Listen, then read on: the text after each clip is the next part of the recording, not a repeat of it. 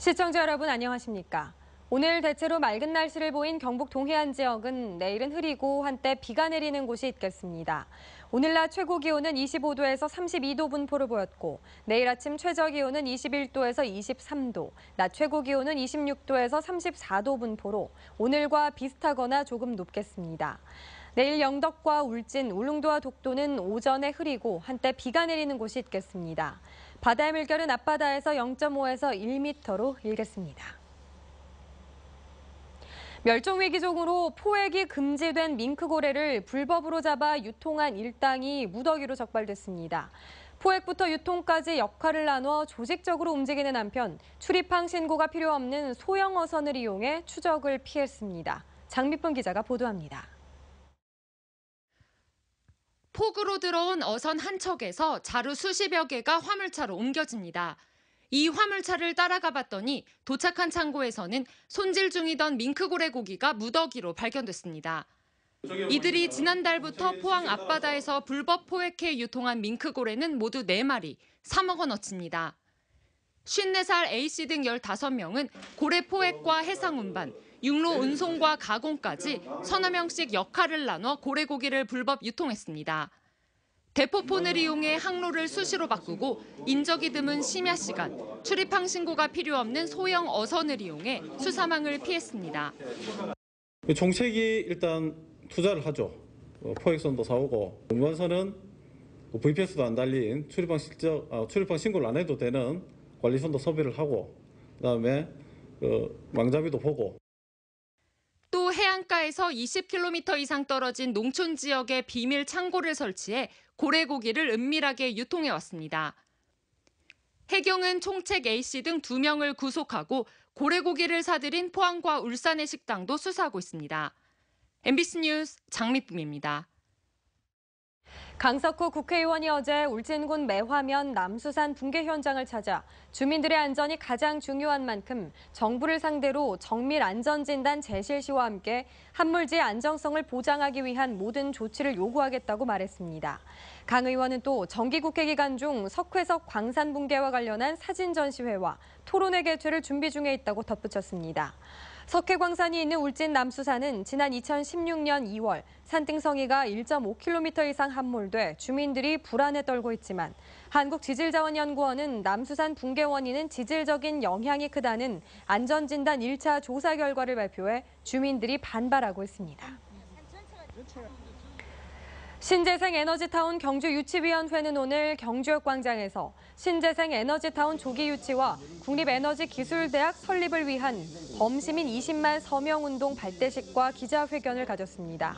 유치위원회는 문재인 정부가 오는 2030년까지 신재생 에너지의 목표치를 20%로 늘리기로 하고 경주 지역 공약으로 신재생 에너지 융복합타운 육성과 원자력 연구기관 유치를 발표한 만큼 올해 말까지 시민 20만 명의 서명을 받아 공약 실천에 속도가 붙도록 해야 한다고 밝혔습니다. 신재생 에너지타운 경주유치위원회는 지난달 28일 시민 등 1000여 명이 참가한 가운데 발족했습니다. 제14회 포항국제불빛축제가 어제 전야제에 이어 오늘 저녁 8시 영일대 수욕장에서 개막식이 열립니다. 이번 축제에서는 오늘 개막식과 일요일 폐막식에 연호랑 새우녀 설화를 주제로 한 예술 불꽃극 1월의 빛이 주제 공연으로 처음 선보입니다.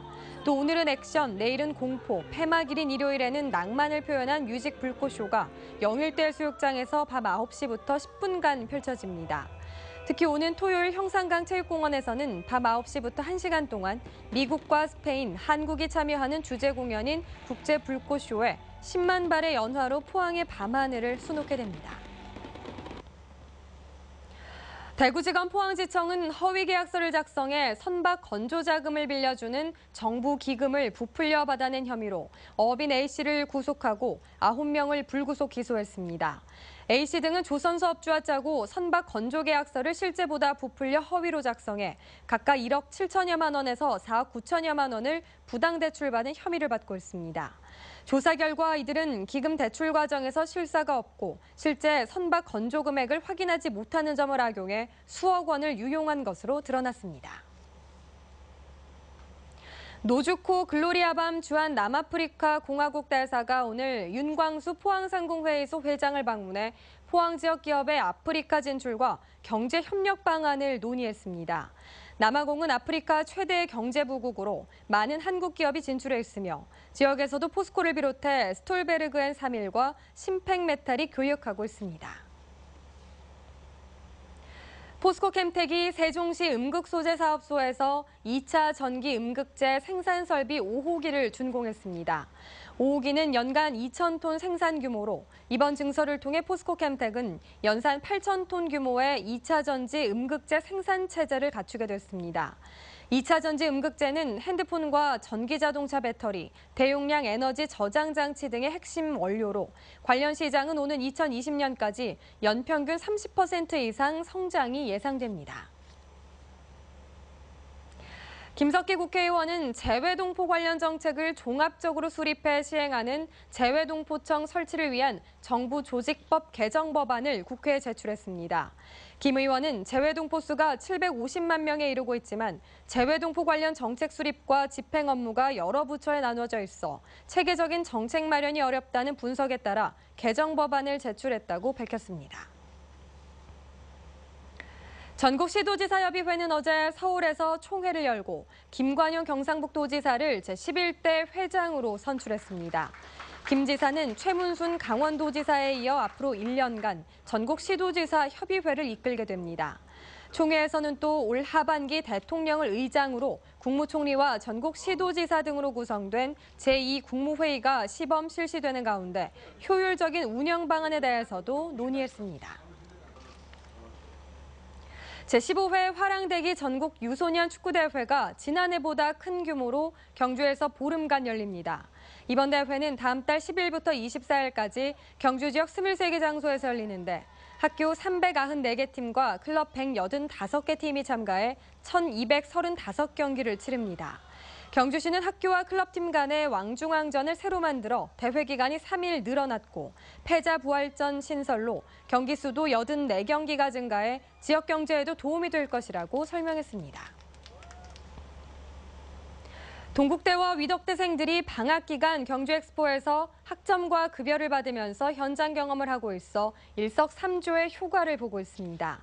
지역 대학생 12명은 전공과 희망에 따라 한 달 혹은 2달간 경주 세계문화엑스포 대외협력부와 시설부, 공원운영부에서 산업체 현장 실습을 하고 있습니다. 이들은 6학점과 함께 기간제 근로자와 비슷한 급여를 받아 의미 있는 방학을 보내고 있습니다. 경주 세계문화엑스포는 지역대학과 협약을 하고 대학생들의 진로 선택에 도움을 주기 위해 현장 실습을 도입했다고 밝혔습니다. 포항시 양학동 주민들이 조성해놓은 장미터널에 작은 갤러리가 생겼습니다. 주민 참여로 탄생한 양학동 장미터널 작은 갤러리에는 과거와 현재의 양학동 사진과 양학초등학교 학생들의 미술 작품이 전시되고 있습니다. 포항시는 도시재생에 대한 주민들의 역량을 강화하고 참여를 유도하기 위해 지난해부터 주민 주도형 도시재생 사업을 추진하고 있는데 올해는 사업비 4억 원으로 환경 개선과 공동체 활성화 등의 사업을 펼치고 있습니다. 경상북도는 도시청년이 농촌에 들어가 창업이나 창작 활동을 하는 도시청년 시골 파견제 시범 사업을 펴고 내년부터 본격 운영에 들어갑니다.